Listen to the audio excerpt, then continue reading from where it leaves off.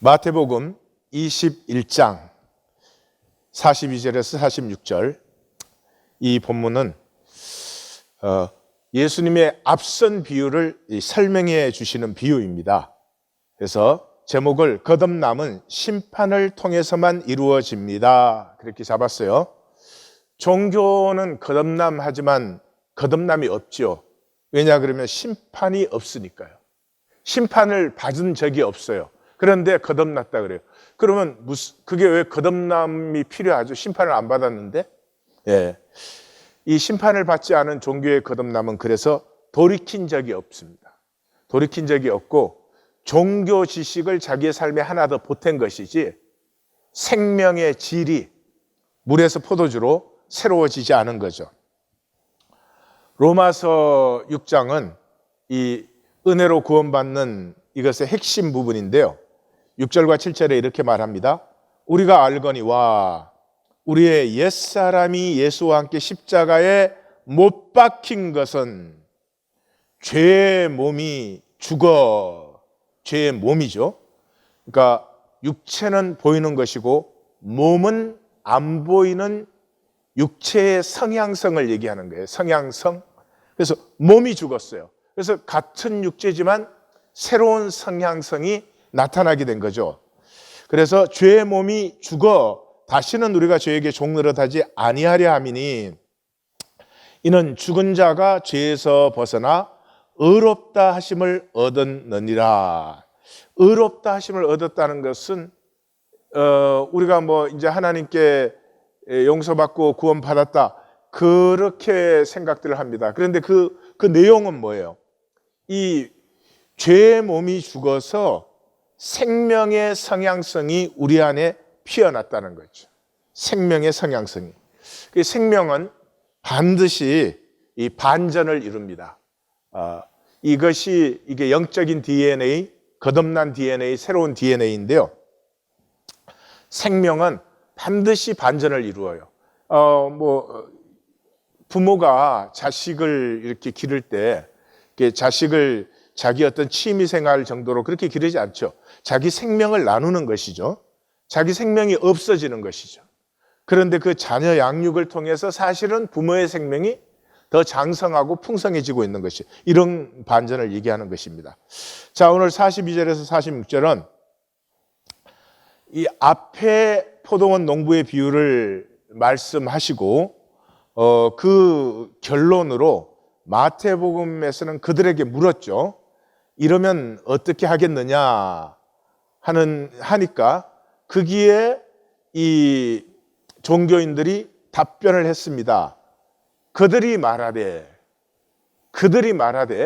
그 악한 자들을 진멸하고 포도원은 제때 열매 바칠 만한 다른 농부들에게 새로 줄지니이다, 이렇게 말했죠. 그러니까 그들의 그런 대답을 하게 하신 것은, 그렇지, 그렇게 되겠지, 그러니 그런 결과를 맞지 말고 지금 돌이켜라, 지금 깨어져라, 멸망하지 말고 지금 깨어져라. 이것이 이 비유의 핵심인 것이죠. 이 앞선 비유의 펀치라인을 이제 해석해 주시는 것입니다. 그래서 42절, 너희가 성경에 건축자들의 버린 돌이 모퉁이의 머릿돌이 되었나니, 모퉁이의 머릿돌이라는 것은 이 코너스톤, 모퉁이 돌이 집이면 4개가 있죠. 4개가 있는데 처음에 4개를 안 넣죠. 처음에 하나를 딱 넣습니다. 대개 그걸 정초석이라 그래요. 그걸 하나 놓은 게 기준이 되어서 거기서부터 이제 가로로 나가고 세로로 나가면서 집을 이루는 거예요. 그래서 우리말로는 이게 정초석인데 여기에 그 건물주의 이름을 넣기도 하고 또 그 준공된 날짜를 넣기도 하고 또 때로는 그 기억을 넣죠. 이 건물이 무엇을 기억하기 위해서 여기 이런 건물을 지었다, 그런 걸 적어 넣죠. 그 정초석이에요. 그게 모퉁이 돌인데 모퉁이 돌 중에서 제일 기준이 되는 돌이다, 이 말이죠. 이것은 주로 말미암아 된 것이요 우리 눈에 기이하도다. 이 마태복음에서는 딱 한 번 써진 단어예요. 그 마태복음에서 놀랐다라고 하는 말을 할 때 다우마초 하는 단어를 썼죠. 그죠? 우리 기억하죠? 다우마초. 예, 다우마초. 그 단어에서 나온 단어인데 다우마스티스 그런 단어입니다. 다우마스티스. 그러니까 이 다우마스티스라고 하는 것은 이 경이롭다, 놀랍다는 거예요. 놀라운데 그냥 놀라운 게 아니라 그 놀라움 때문에 경외의 심이 피어나는, 그 놀라움에서 전혀 다른 세계, 다른 질을 체험하는 것을 다우마스티스 그렇게 하는 것이에요. 그래서 여기 딱 한번 써져 있는 것입니다. 이것은 우리가 이런 돌의 비유는 지금 안 쓰는 말이죠. 그러니까 우리는 뜻을 알 수 없어요. 그러니까 이게 어디서 써진 말인지를 찾아야 되겠죠. 보면은 시편 118편에서 인용된 말씀이에요. 거기서 22절, 23절이 건축자가 버린 돌이 집 모퉁이의 머릿돌이 되었나니 이는 여호와께서 행하신 것이요 우리 눈에 기이한 바다. 그 118편이죠. 118편은 메시아 시편이에요. 메시아 시편인데 이 시편의 내용은 심판을 지나 일어나는 여호와의 반전이에요. 심판을 지나서 여호와의 반전이 일어나요. 여호와 반전이 그냥 일어나는 것이 아니라 그래서 성경을 한마디로 단어 하나로 성경을 요약해라 그러면 반전이에요. 반전이에요. 이 역사가 뭐 이렇게 진행되지만 드디어 하나님의 통치가 딱 이 역사에 임하는 순간 모든 반전이 일어난다. 이제 성경 아시는 분은 여기서 벌써 구약에서는 한나의 노래, 신약에서는 마리아의 노래를 기억하시게 될 거예요. 예. 그래서 118편의 핵심을 보면은 이 10절에서 12절에 나를 애워쌌으니 하는 게 3번 나와요. 3번 나오는데 11절에서는 사실 애워쌌으니까 2번 나옵니다. 그래서 애워쌌다는 말을 3번을 표현하는데 가운데는 이게 더블로 표현되어 있는 거죠. 그 다음에 내가 여호와의 이름으로 이게 3번 나오고 그들을 끊으리로다 하는 게 3번이 나옵니다. 그래서 여기 애워싼 것은 10절에 보면 문나라예요. 문나라가 그 다음에 12절에 보면 벌들처럼, 벌떼가 그냥 새까맣지 않아요? 그렇게 애워쌌다.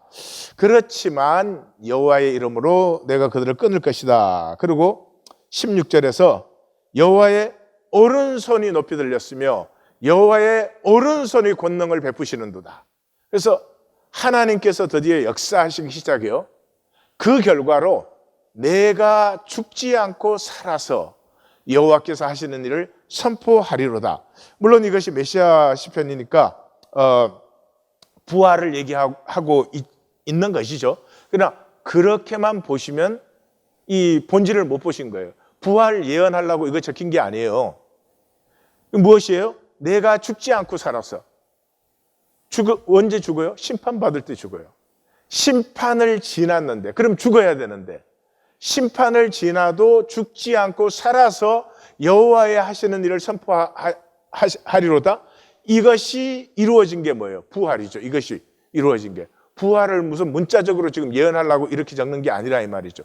그러니까 부활이라고 하는 것은 성경 전체가 한 단어로 요약된 반전인데 이 여호와께서 반드시 심판하고 우리 모두는 심판을 받습니다. 그러나 심판 후에 이 살아난 자가 있고 심판 후에 영원히 죽는 자가 있어요.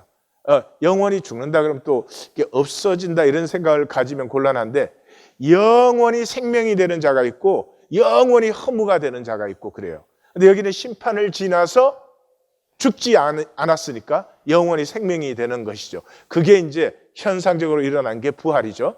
그래서 18절에서 여호와께서 나를 심히 경책하셨어도, 예, 심판받았어요. 심판을 받았는데도 죽음에는 넘기지 아니하였다. 성경적인 심판은 우리가 사는 게 심판이에요. 내가 오늘 이렇게 살았으면 그게 내 심판이에요. 내가 생명을 풍성하게 하고 피어나는 일을 했으면 그게 내 심판이에요. 그런데 내가 생명을 반대로 도둑질을 했다든지 무슨 모르겠어요. 안 좋은 일을 했다. 그게 내 심판이에요. 그게 내 생명이 그만큼 소멸된 것이에요. 예, 그래서 산다는 것은 심판받는 것이에요. 그래서 심판은 피할 수가 없어요.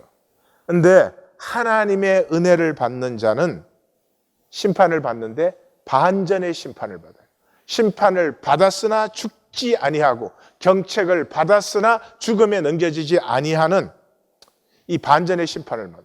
반전의 심판을 만나면은 그 뒤에는 모든 일이 합력하여 선을 이루게 되어 있어요. 심판을 지난 사람은 자유합니다. 심판을 지난 사람은 더 이상 종노릇 하지 않아요. 심판을 지난 사람은 허상과 진실을 알아요. 그래서 속지 않아요.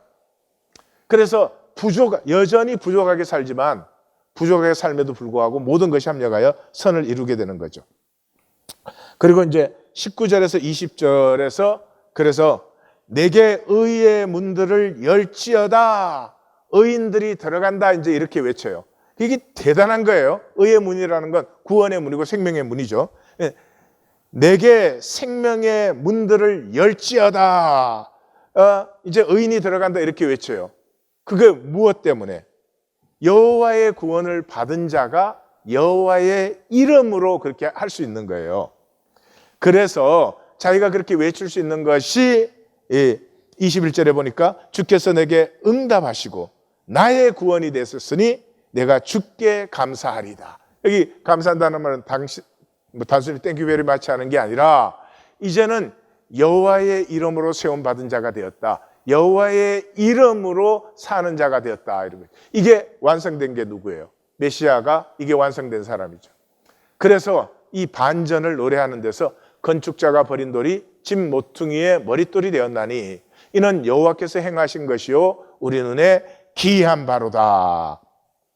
이렇게 이게 118편이 이 메시아의 시편입니다. 그래서 이 머릿돌이 이게 건축자들의 버린 돌인데 모퉁이의 머릿돌이 되고 보배요 이게 부끄러움을 당치 않게 한다 하는 해석을 해요. 지금 우리는 이 돌이라는 게 갑자기 왜 돌이 나와서 이렇게 돌이 무슨 뜻이야 이러잖아요. 더 이상 우리가 그런 표현을 안 쓰니까. 그러나 예수님 당시에는 굉장히 이 표현이 많이 쓰였던 것을 알 수 있어요. 왜냐 그러면 돌 그러면 베드로죠 뭐. 이름이 돌로 바뀐 사람이니까 돌의 전문가예요. 그래서 베드로 전서를 읽으면 이 성경에 나오는 돌에 대한 세 가지의 비유가 하나로 쫙 묶어져서 따르르륵 나오는 게 베드로예요. 베드로. 그래서 이 베드로가 성령이 임하자마자 딱 증거하는데 뭐라 그랬어요? 이 예수는 너희 건축자들의 버린 돌로서 집 모퉁이의 머릿돌이 되었다. 이렇게 베드로가 얘기했어요. 그러니까 이 메시아가 이 머릿돌이다 하는 것을 이제 베드로가 우리에게 가르쳐 주고 있는 거죠. 그 다음에 베드로전서로 가면 2장 6절 7절에 성경에 기록되었으되 보라 내가 택한 보배로운 모퉁이 돌을 시온에 두느니 그를 믿는 자는 부끄러움을 당하지 아니하리라 하였으니 그러므로 믿는 너희에게는 보배이나 믿지 아니하는 자에게는 건축자들의 버린 고돌이 모퉁이의 머릿돌이 되고 그랬습니다. 그러니까 여기 6절과 7절을 보시면 이 머릿돌이 심판이 되는 거죠. 머릿돌을 믿는 자는 부끄러움을 당치 않아요. 그리고 보배예요. 그러나 믿지 아니하는 자에게는 그 돌을 버렸는데 그 돌이 시온의 보배니까 구원을 잃어버린 것이죠. 또 바울도 에베소서 2장 20절에 너희는 사도들과 선지자들의 터 위에 세우심을 입은 자라 그리스도 예수께서 친히 모퉁이 돌이 되셨다 해서 이 모퉁이 돌이라고 하는 것이 이 메시아를 뜻하고 우리를 전체를 하나님의 어떤 성전으로 묘사할 때 그 메시아는 그 성전의 머릿돌이다 하는 걸 볼 수 있죠. 그래서 종교는 46절에 5절에서 보면은 대제사장들과 바리새인 이렇게 주어가 바뀌어 있어요. 이 비유 시작할 때는 대제사장들과 백성의 장로들이었죠. 그래서 주어가 여기 바뀌어 있어요. 단순히 종교 지도자가 아니라 종교 전체를 얘기하는 거죠. 종교는 버려요. 종교는 이 머릿돌을 반드시 버려요. 왜냐 그러면 종교는 심판을 회피하는 기제이기 때문에 이 돌을 만나는 것이 심판이에요. 그런데 종교는 심판을 회피하려고 실제로 종교는 자기들 심판받지 않는다 그렇게 얘기해요. 뭐 이렇게 예수님 재림할 때 휴거해가지고 공중에 올라간대나? 아니, 하나님 역사가 공중에는 안 일어나고 땅에만 일어나나?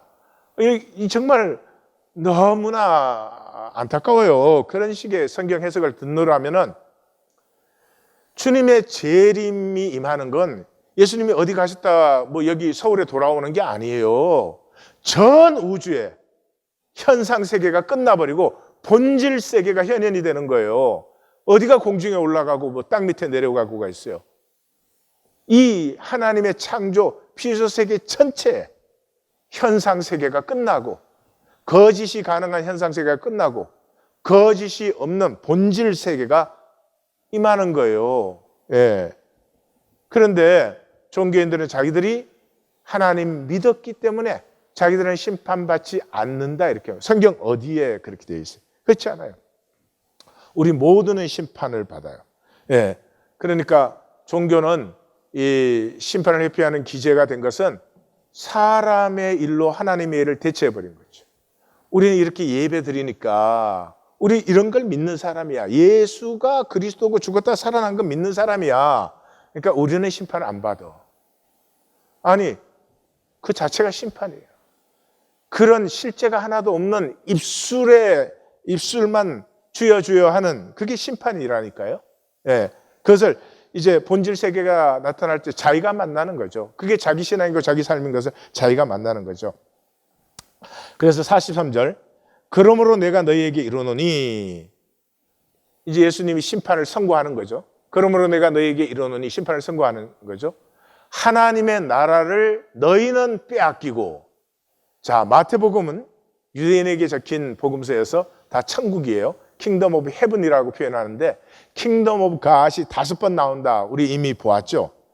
그 5번 하나님 나라가 나올 때마다 이 마태복음이 전거하고자 하는 가장 핵심적인 진리들이 나올 때 하나님 나라라는 단어를 써요.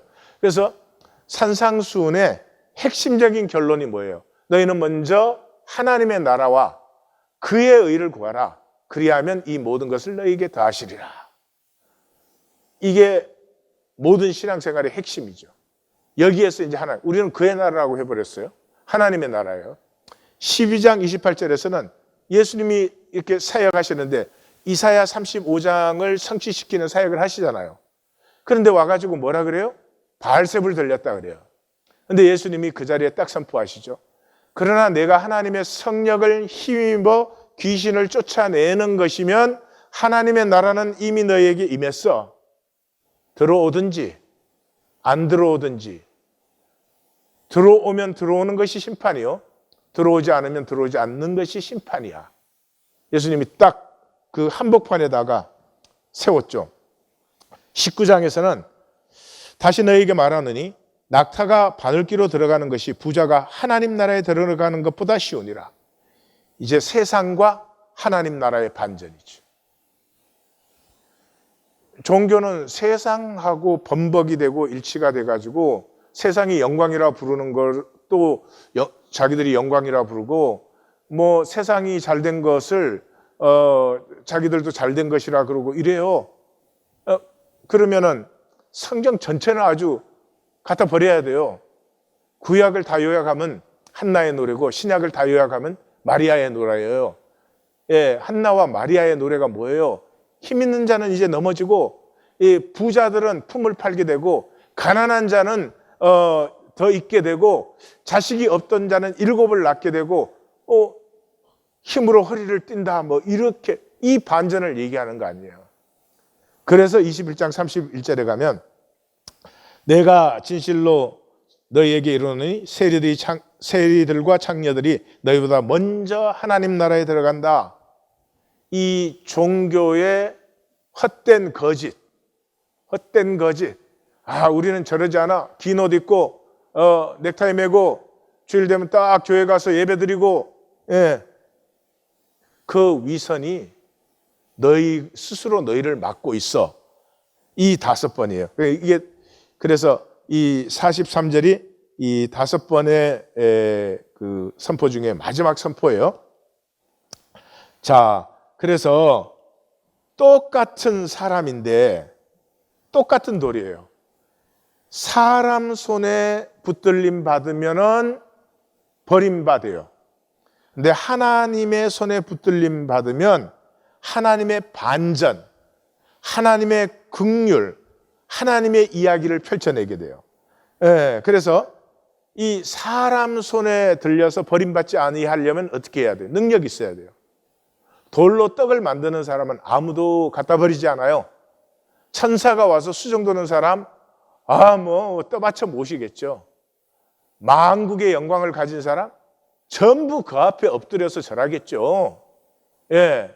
그런데 하나님께서 보실 때는 그것이 갖다 버릴 일이에요. 예. 그래서 44절이 따라 나오면서 이 돌 위에 떨어지는 자는 깨지겠고, 이 돌을 피할 수는 없어요. 돌을 피할 수는 없어요. 이 돌을 만나는 게 심판이거든요. 그러니까 돌 위에 떨어지든지 돌이 내 위에 떨어지든지 둘 중에 하나예요. 돌을 피할 수는 없어요. 그런데 내가 돌 위에 떨어져서 깨어지는 자는 경책을 받지만, 심판을 받지만 죽음에 넘겨지지는 아니하고 오히려 그것이 반전의 심판이 돼요. 그래서 지금 심판받으면 그 심판 때문에 내가 자유를 얻고 더 이상 거짓의 종로를 타지 않고 생명 피우는 삶이 돼요.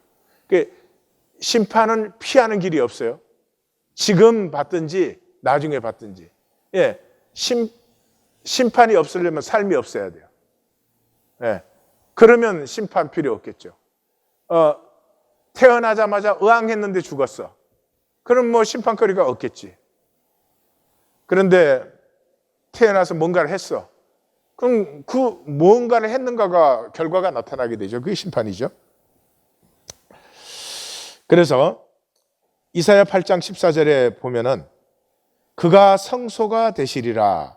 그러나 이스라엘 두 집에는, 이스라엘 두 집은 유다와 이스라엘 남북왕국의 종교를 얘기하는 거죠. 걸림돌과 걸려 넘어지는 반석이 되실 것이며 예루살렘 주민에게는, 예루살렘 주민 종교죠, 함정과 올무가 되시리니 많은 사람들이 그로 말미암아 걸려 넘어질 것이며 부러질 것이며 덫에 걸려 잡힐 것이니라. 그러니까 모든 종교인들은 이 심판을 피하게 되고 전부가 걸려 넘어지고 부딪힐 것이고 잡히게 되는데요. 다라고 안 했죠. 많은 사람이라고 했어요. 그러니까 종교인 전부가 아니라 남은 자가 있어요. 시대마다 남은 자가 있어요. 그러니까 이게 남은 자가 이렇게 딱 보이면 좋겠어요. 이렇게 이마에 남은 자 이렇게 써져 있으면 우리가 딱 보고 그 따라서 하면 되거든요. 그런데 그렇지는 않지요. 숨겨져 있죠. 그래서 이 종교인들은 이 남은 자들을 절대 못 봅니다. 그래서 이렇게 생각해요. 다 그렇게 믿지 않냐? 그러면 다 지옥 가는 거냐? 그런 말을 해요. 그 말 자체가 자기에게는 실제가 없다는 것을 스스로 얘기해요. 그 실체가 없으니까 자기 눈에는 그렇게 보일 거 아니에요. 남은 자 전에 안 보이니까 종교는 다 멸망하는 것이니까 그럼 뭐 다 지옥 가나? 이 에고의 논리. 28장 16절 이사야, 보라 내가 한 돌을 시온에 두어 기초를 삼았노니 곧 시험한 돌이요 귀하고 견고한 기초돌이라 그것을 믿는 이는 다급하게 되지 아니하리라. 이 돌을 두었는데 그 돌이 시험하는 돌, 즉 심판하는 돌이에요. 다니엘서 2장에 보시면은 이제 손대지 아니한 돌이 산에서 나와서 새와 녹과 진흙과 은과, 이건 제국들이죠. 제국들을 부서뜨린다 한 말씀이 나오죠. 그래서 이 돌이 사람 위에 떨어지면, 사람이 돌 위에 떨어지면 깨어져요. 지금 심판을 받아요. 지금 심판 받으면 자유해져요. 더 이상 종노릇 하지 않아요. 근데 돌이 사람 위에 떨어지면 그를 가루로 만들어 흩트리라. 이 다니엘서 2장에 손대지 아니한 돌이 산에서 나와서 이 바벨론, 페르시아, 그 다음에 헬라, 이 로마 제국을 가루를 만드는 그것을 얘기하고 있는 거죠. 그래서 돌이 사람 위에 떨어지면 멸망의 심판. 지금 심판받지 않으면 육체를 벗은 다음에 멸망의 심판을 받죠. 그 멸망의 삶을 살아온 삶이 영원한 관성이 되는 거죠. 예, 그것이 지옥이죠.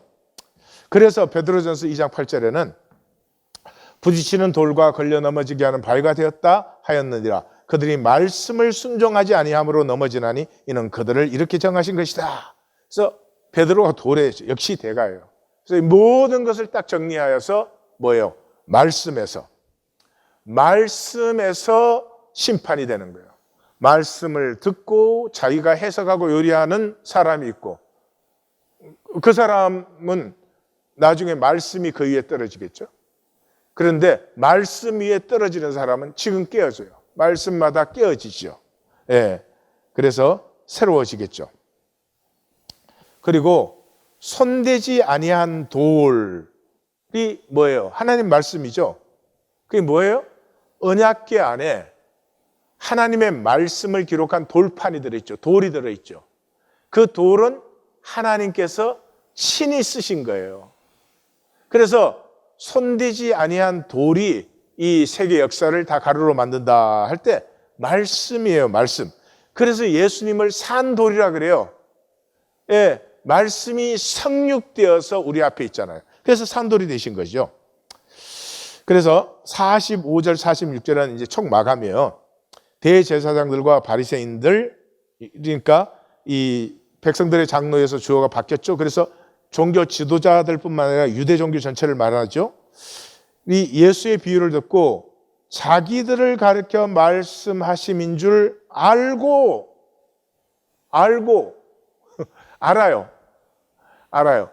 성경의 심판은 하나님이 이렇게 하지 않습니다. 나는 아무것도 모르는데 하나님이 쫙 검사하시더니 너는 천국, 너는 지옥 이러지 않는다.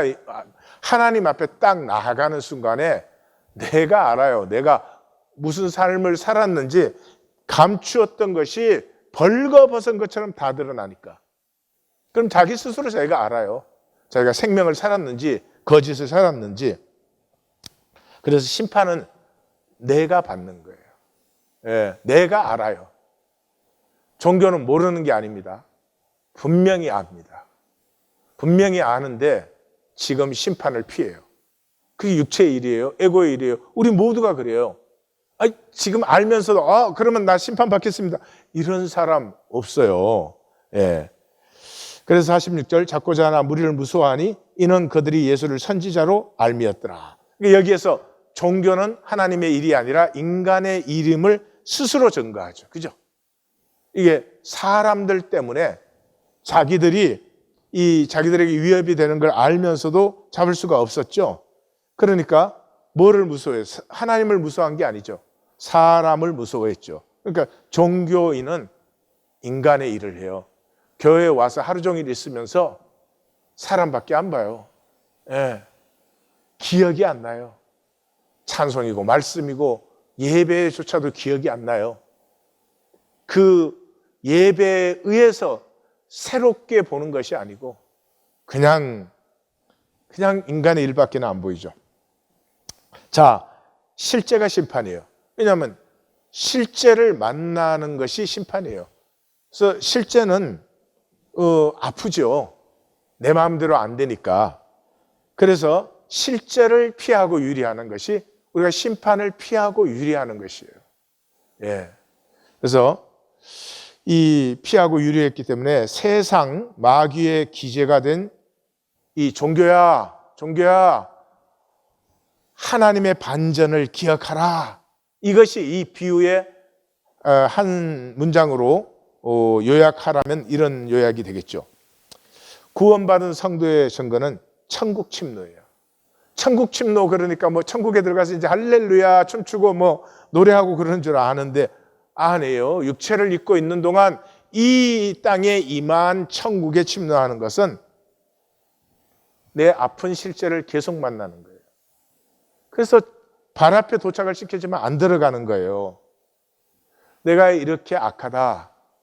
내가 이렇게 죄인이다. 내가 이렇게 위선자다. 내가 이렇게 입으로는 주여 주여 하지만 그래서 사람에게 보이기에 급급하다.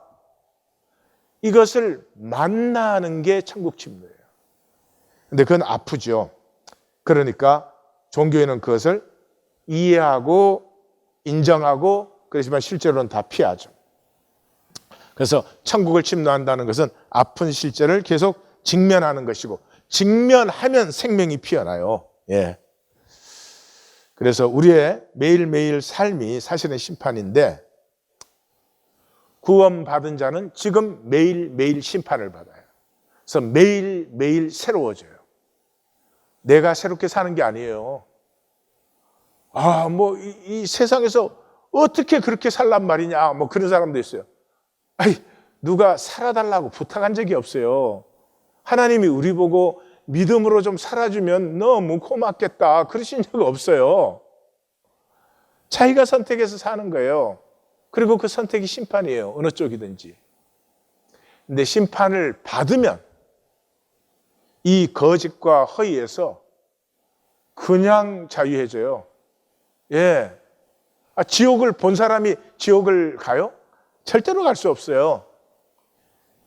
그렇지만 안 보면서 지식화시키고 논리화시키고 그런 사람은 어떻게 그렇게 살란 말이냐 이래요. 그래서 정말 좀 웃깁니다. 누가 살아달라고 그럼 살지 않으면 되지. 종교인은 살고 싶지는 않고 살지는 않고 그 열매는 자기가 잃지 않고 싶고 참 복잡합니다. 자, 우리가 이제 오는 부활절까지가 정말 우리가 열매의 시간으로 들어가는데요. 에고에 대해서 깨어 있어야 됩니다. 오늘 말씀을 들으시면 분명하지만 나로서 말씀 만나면 돼요. 말씀은 내 수준에서 내가 만나야 돼요. 그렇지 않으면 아무 소용이 없어요. 그런데 내 수준이 높은 척 하고 싶은 에고. 그래서 이 말씀을 막 잘 해석하고 그게 온갖 관심이 있어가지고 말씀을 못 만나요. 이 성경 말씀이 못 만날 게 뭐 있어요. 이번 주 말씀 같은 것은 요즘 쓰지 않는 표현이니까 굉장히 헷갈립니다. 그거 다 이해 안 하셔도 됩니다. 예. 이 말씀을 읽고 나서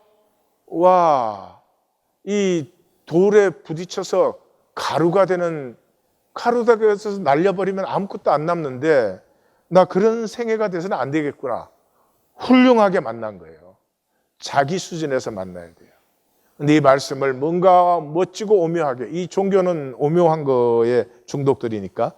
그 다음에 두 번째, 또 우리 이제 하나님 교회에서는 그렇게 생각할 수 있어요. 이렇게까지 해야 하나?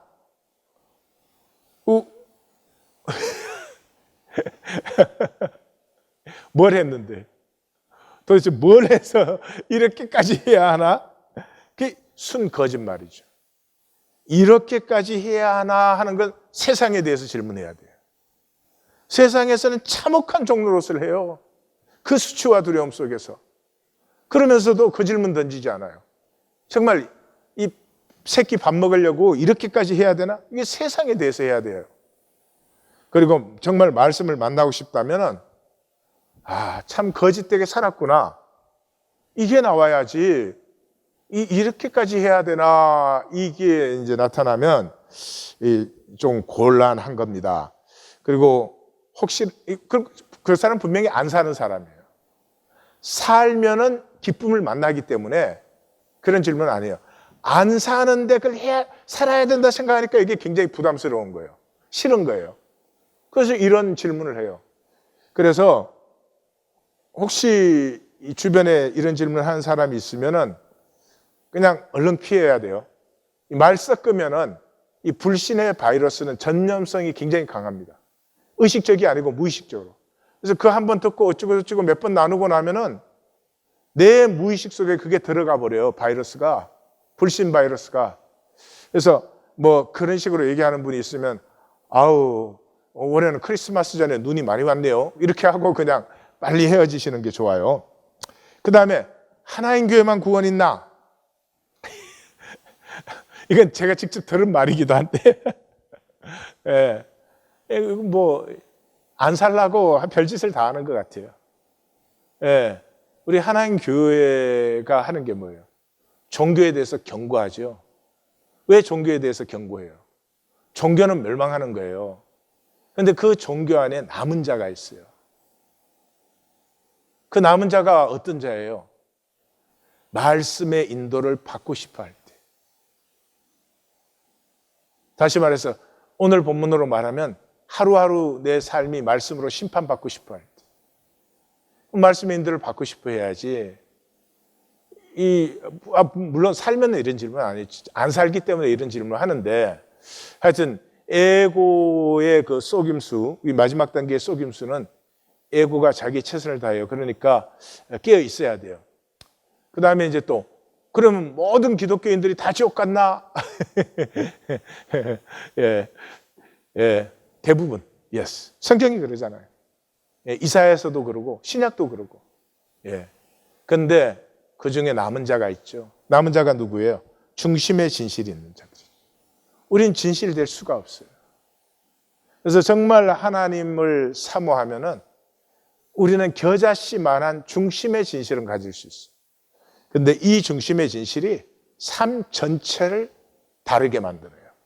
그 겨자씨만한 것 속에 허무가 들어있느냐, 하나님을 사랑하는 마음이 들어있느냐가 북극과 남극이 다르듯이, 밤과 낮이 다르듯이 이렇게 다르게 하는 거죠.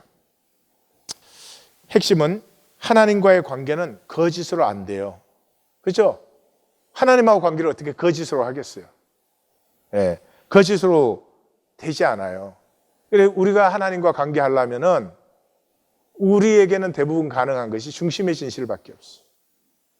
그 중심의 진실만 있어도 소통이 되기 시작하고 그것에서 누리는 것만 해도 어마어마해요. 예. Don't try to love God when you don't love God. 이 종교인들은 막 하나님 막 사랑하고 싶어요. 그럼 막 하나님 뭘 많이 줄 것 같으니까. 근데 자기는 하나님 사랑하지 않거든. 엉뚱한 거 사랑하거든. 중심의 진실이 없는데 막 기도하면 응답받았으면 좋겠고 막 예배하면 막 은혜가 쏟아졌으면 좋겠고 해야 안 되지. 어쩔 때는 기분상 좀 그럴 때가 있지만 삶은 조금도 변하지 않지. 하나님과 관계한다는 것은 어마어마한 능력이에요. 이 겨자씨만한 통합. 예수님 뭐라 그랬어요? 믿음이 겨자씨만큼만 있어도 산이라도 옮긴다고 했잖아요. 이게 중심의 진실의 능력인데 이 진실 없이 종교인은 자기의 거짓으로 이게 다 될 줄 알아요. 그리고 안 되는 건 자기 논리로 전부 이렇게 정당화시키는 것이죠. 요 마지막 단계의 에고를 다스리지 않으시면 자기 속에서 떠오르면 예수의 이름으로 명하노니 물러가노라. 예수 이름으로 대적하노라. 하시지 않으시면은 그냥 떠내려가요. 붙들려 가요. 이 가장 좋은 것이 질문이에요. 질문을 하면 갈등하게 만들죠. 질문을 하면은 그 나를 직면하게 만들죠. 예? 나를 직면하게 만들어요. 그래서 나의 질문이 없으면 계속 남의 답으로 살아가게 돼 있어요. 얼마나 피곤하겠어요. 자기가 사는데 남의 답을 살아. 그래서 남에게 보여가지고 남에게 칭찬을 들으려고 해요. 이 얼마나 거지 같은 삶이에요. 예? 자기 삶을 사는데 남에게 인정을 구걸하는 거지 같은 삶이에요. 나의 질문이 있어야 되죠. 제 생각에 나의 질문이라고 할 때 세 가지가 중심이 있는 것 같아요. 나는 누구야? 난 누군데 지금 이렇게 살고 있는가? 이게 내가 사는 건가? 질문해야 돼요. 두 번째, 난 무엇 하는가? 무엇을 하고 있는데 이게 정말 내가 할 일이며 내가 하고 싶은 것이며 이것을 위해서 내가 죽을 수도 있으며 이것을 위해서 내가 사는 것인가? 난 도대체 무엇 하고 있는가? 그 다음에 세 번째, 나는 복인가? 우리는 하나님 형상으로 지음받았기 때문에 다 복이 되고 싶어요. 나 때문에 너가 기뻐할 때 행복해요. 나 때문에 너가 피어날 때 보람을 느껴요. 나 때문에 어딘가 치유되고 어딘가 회복되고 어딘가 살아나고 잘 될 때 우리는 우리 생명의 가치를 느끼죠.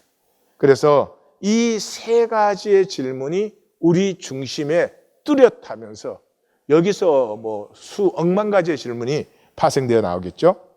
오늘의 나눔 가이드는 우리가 열매 시간으로 들어가는데 요 1, 2, 3, 3번 이 에고의 이 마지막 단계에서 속이기 쉬운 것, 그 다음에 나는 과연 나의 질문을 가지고 있나, 이것을 한번 나누어 보시기 바랍니다. 하나님,